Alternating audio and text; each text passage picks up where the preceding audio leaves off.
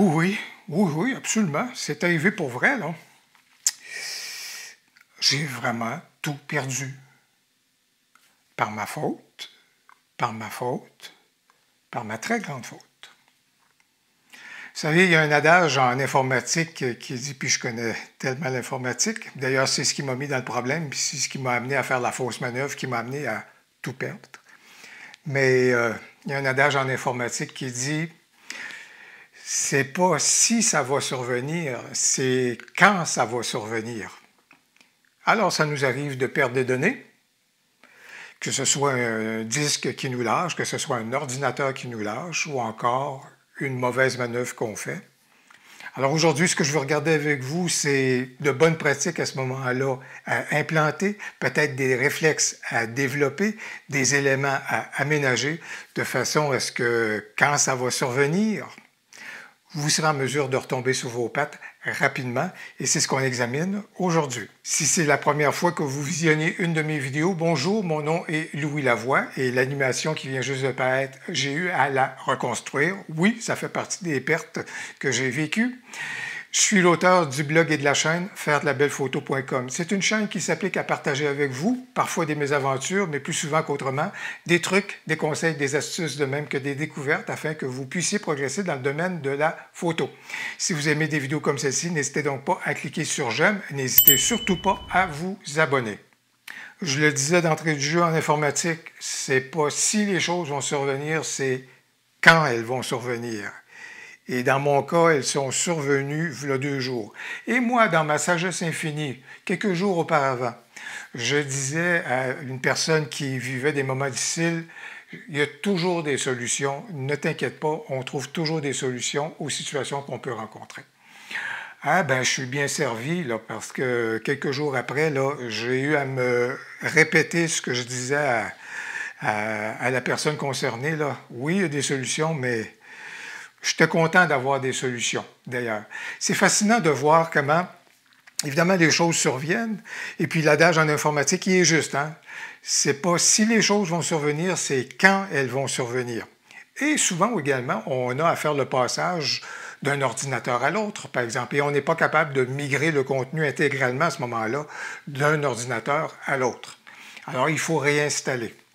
Alors, lorsqu'on est pris justement à réinstaller, ben, je veux peut-être partager avec vous des éléments qui peuvent être à ce moment-là pertinents, je pense, des éléments qui sont peut-être à instaurer si vous n'avez pas déjà le réflexe pour vous permettre de retomber sur vos pattes et reprendre votre air d'aller le plus rapidement possible. Pour que vous soyez en mesure de suivre un peu les points de repère et les suggestions que je vais vous faire, je vais quand même vous parler de l'installation et de la façon que je travaille. Bien entendu, j'ai un ordinateur principal sur lequel logent mes logiciels, mes pré-réglages. Et lorsque je fais du montage vidéo, bien sûr, à ce moment-là, j'amène des éléments qui sont sur cet ordinateur principal-là. Par contre, mes photos, mes vidéos qui sont complétées vont sur des disques durs externes.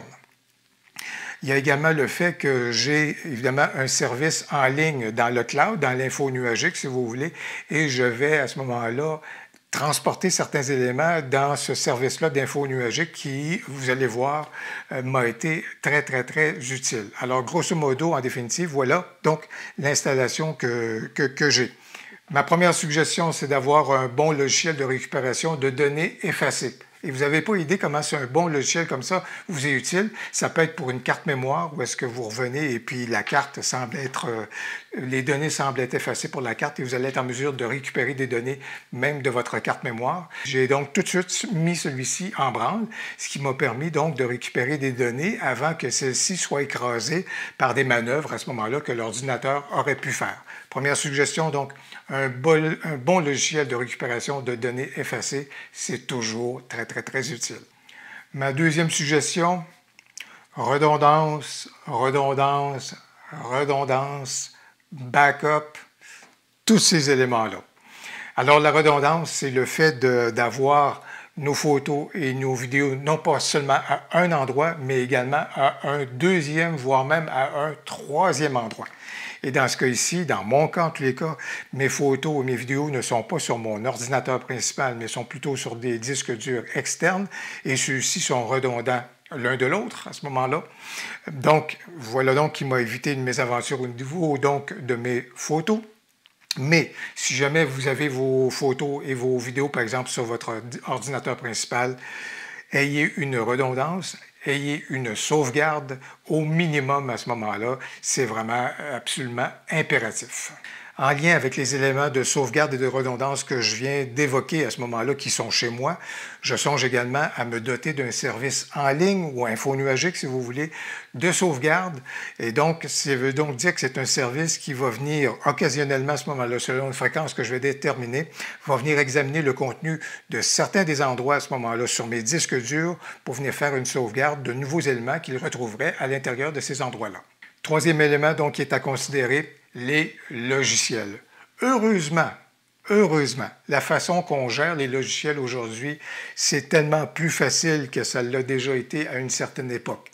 Les logiciels que j'ai perdus, que ce soit les Lightroom, que ce soit Luminar, que ce soit On1 Photorock, que ce soit Silver FX Pro, en fait Nik Software, des trucs du genre, heureusement, les compagnies qui gèrent ces logiciels-là nous permettent maintenant, on a notre compte et lorsqu'on rentre dans notre compte sur les sites habituellement de ces compagnies-là, bien, on retrouve les logiciels qu'on a déjà achetés, on retrouve les clés d'autorisation pour ces logiciels-là. Bref, la réinstallation ou le téléchargement de ces logiciels-là est donc rendu tellement plus facile par les compagnies que ce que ça a déjà été à une certaine époque.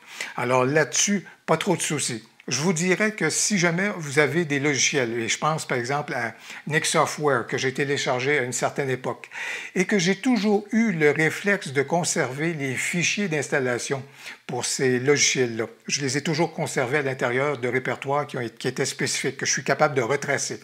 À ce moment-là, je vous dirais que voilà qui m'a rendu encore une fois un fier service parce que le nombre de fois que j'ai réinstallé Nik Software, ça a quand même été à plusieurs reprises et j'ai toujours donc conservé des fichiers d'installation, tout comme les fichiers de pré-réglage, les fichiers d'éléments comme ça. Je vous dirais, oui, une fois installé, c'est intéressant, mais conservez donc à ce moment-là les fichiers en lot de pré-réglage que vous avez acheté, que vous avez téléchargé, qu'on vous a offert, conservez cela parce que lorsque la mésaventure va survenir, c'est tellement plus facile de retrouver à ce moment-là ces éléments-là dans une de vos sauvegardes ou dans un des éléments de redondance. C'est tellement plus rapide que de recommencer à essayer de retracer ceux-ci un peu partout sur le net. Ma quatrième suggestion, avoir un bon service infonuagique d'hébergement de contenu. En l'occurrence, Dropbox, par exemple. Et vous allez retrouver un lien dans le descriptif de la vidéo vers Dropbox, si jamais ça vous intéresse. Dropbox, il m'est essentiel pour certains contenus, bien entendu, que je vais loger là, mais également, par exemple, j'ai le réflexe, bien entendu, lorsque je fais une sauvegarde de mon catalogue de Lightroom, Lightroom qui est mon vaisseau amiral, qui est mon port d'attache avec le catalogue.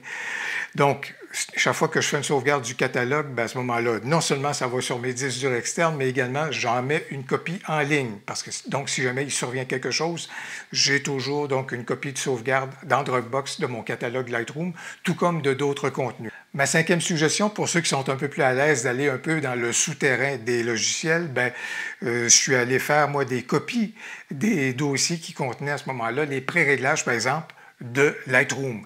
Et je les ai mis donc en sauvegarde à ce moment-là sur mes disques durs externes. Ce qui fait que lorsque j'ai eu à réinstaller Lightroom, je suis allé prendre justement ces dossiers-là qui contenaient mes pré-réglages et ils sont venus remplacer les nouveaux dossiers qui avaient été créés. Voilà donc comment j'ai été capable de retomber sur mes pattes rapidement au niveau de Lightroom. Ma sixième suggestion, c'est la moins facile, c'est de rester calme.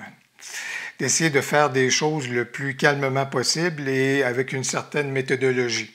Par exemple, avoir le réflexe tout de suite de récupérer ou d'enclencher le logiciel pour récupérer des données avant qu'on commence à réinstaller des éléments, ce qui viendrait écraser les données qui subsisteraient encore à ce moment-là sur notre disque dur et aux endroits où est-ce que ça a été éliminé.